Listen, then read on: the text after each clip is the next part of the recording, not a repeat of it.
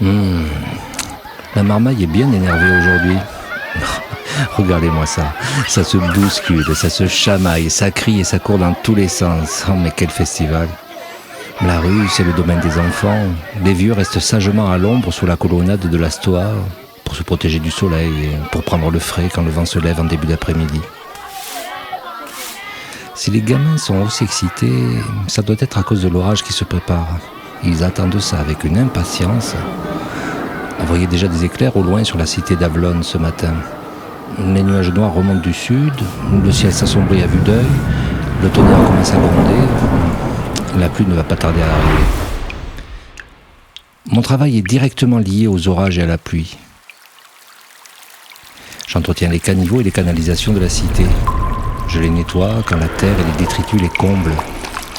Les gens jettent leurs ordures n'importe comment. Au fil du temps, notre grande cité s'est dotée d'un système magnifique pour évacuer ou stocker les eaux de pluie. Mais pour que ça fonctionne, il faut bien calculer les pentes de manière à drainer l'eau jusqu'aux murailles sans que ça déborde sur les rues. Il faut construire des puisards et des citernes pour acheminer et stocker l'eau. C'est un gros boulot vu la taille et les besoins de notre cité. Ah, ça y est, l'averse tombe de rue. Les enfants les plus intrépides sautent à pieds joints dans les flaques, ils s'éclaboussent. Tiens, il y en a un qui ouvre grand la bouche pour boire la pluie. Il va être trempé jusqu'aux os. Ça va pas durer.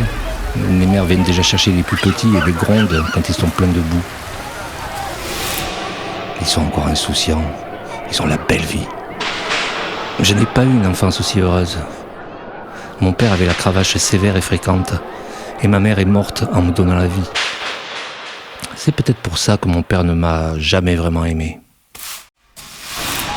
Allez les enfants, abritez-vous maintenant, Dieu va vous foudroyer pour votre insolence.